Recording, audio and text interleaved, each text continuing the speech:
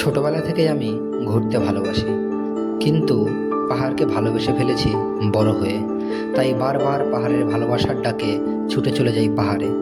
ঠিক তেমনই আবারও চলে এসেছি পাহাড়ের ভালোবাসার ডাকে সাড়া দিতে দেবভূমি হিমাচল প্রদেশে। এই হিমাচল প্রদেশের রাজধানী হলো সিমলা, কিন্তু বিখ্যাত পর্যটন কেন্দ্র হলো এই মানালি। যেটিকে আমরা আজকে মানালি বলে চিনি, সেটি একসময় দানা বাজার নামে পরিচিত ছিল।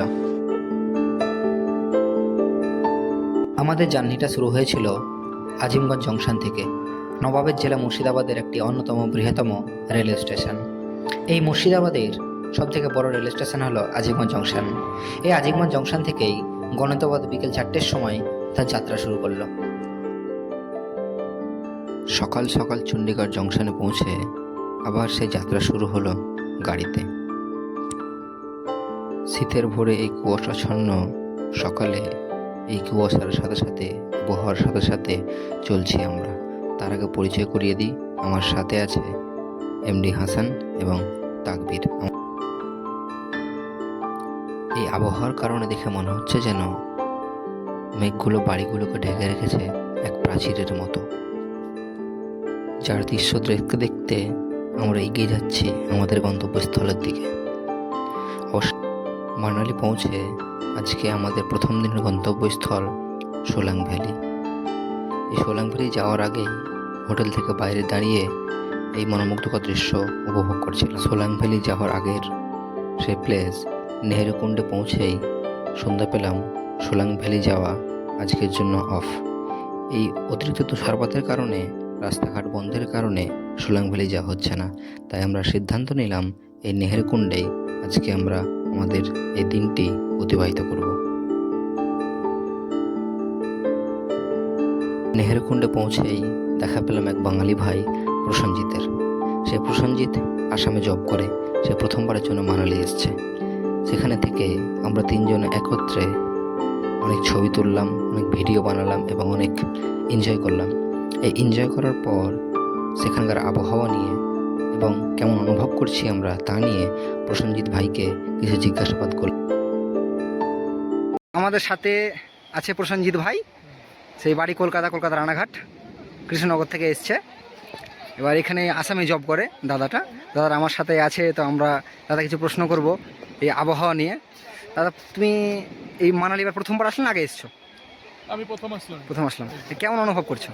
অনুভব মানে ভীষণ ভালো লাগছে। আর জায়গাটা কমপ্লিটলি ডিফারেন্ট। বরফ তো অন্য জায়গাও পড়ে, সিকিম, তাওয়াং এগুলো জায়গাও পড়ে, কিন্তু মানালির যেটা ভাইব, যেটা মানে এনভায়রনমেন্ট যেটা, আর এখানের যেটা মানে পরিবেশ, তো এটা মানে কমপ্লিটলি ডিফারেন্ট। সেটাই তো খুবই ভালো লাগছে, মানে কমপ্লিটলি ডিফারেন্ট, মানে জান্নাত যেটাকে বলে কমপ্লিটলি ডিফারেন্ট আর কি। সেটাই খুবই ভালো লাগছে, অ্যাকচুয়ালি জান্নাত। তো এখনকার যে সব ইয়ং জেনারেশন ছেলেপেলে যেগুলো আছে, তারা দেখবে সবাই মোবাইলে আসক্ত হয়ে আছে। পুরো জেনারেশনে পরের জেনারেশন মোবাইলে আসক্ত হয়ে পড়েছে। তাদেরকে তুমি কি বলবে সেই জেনারেশন মোবাইলে আসক্ত থেকে বেরিয়ে আসার জন্য কি বলবে? তাদেরকে আমি একটা জিনিস বলবো, যে মোবাইলের মধ্যে থেকে যেগুলো জিনিস তোমরা মোবাইলে ভিডিওতে দেখছো, ওই জিনিসটা ন্যাচারালি বেরোয়, মানে নিজেরা বেরিয়ে এসে এরকম ধরনের জায়গা, বিশেষ করে মানালি, সোলাং ভ্যালি, এগুলো জায়গা তোমরা নিজের চোখে দেখে এটা লাইফটা এনজয় করো। কারণ ভিডিওতে দেখা আর অন্যের ভিডিও দেখে এনজয় করার থেকে নিজে এসে এনজয় করা, আর যেটা মেমোরি নিজের চোখে ক্রিয়েট করে নেওয়ার আদার দেন মোবাইল, এটা মানে কমপ্লিটলি ডিফারেন্ট। তো এরকম জায়গায় আসো, সোলাং ভ্যালি, মানালি, এগুলো জায়গায় এসে নিজে ন্যাচারাল বিউটির মজা নাও। পাহাড়ের মধ্যে বরফ, এটার থেকে আর মজা কিছু নেই। তো এটাই আমার ইয়াং জেনারেশনের প্রতি এসে, আর মোবাইলটা কম ইউজ করে, সোশ্যাল নেটওয়ার্কিং কম ইউজ করে, নিজের যেটা ন্যাচারাল চোখের যেটা ভিউ, ওইটা দেখে মজা লাগা।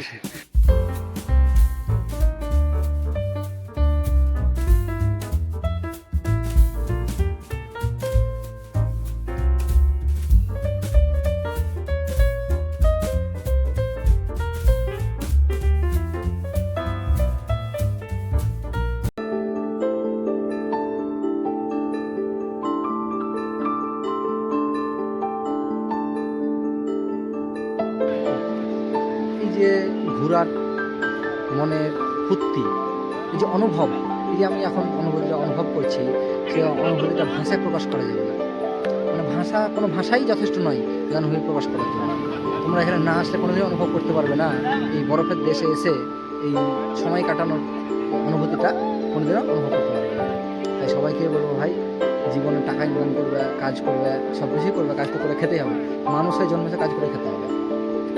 কাজ করার পর, টাকা ইনকাম করার পর যদি কিছু সময় ফাঁকা সময় পাও, ফাঁকা সময় না পেলে ফাঁকা সময় বানিয়ে নাও, বানিয়ে আলাদা পরিবেশে আসো, বাইরে পরিবেশে আসো, এসে এনজয় করো, বাইরের মানুষের সাথে উঠা বসা করো, বাইরের মানুষের সাথে মেলামেশা করো, তাহলে দেখতে পাবে দুনিয়াটা কেমন। এর বাড়িতে থেকে যদি সারা জীবন কেটে যায় তাহলে তুমি দুনিয়া কীভাবে চিনলে? আর তুমি দুনিয়াতে এসে কী করলে? দুনিয়া না ঘুরে দেখলে তাহলে তোমার আসার উদ্দেশ্যটা কি দুনিয়াতে?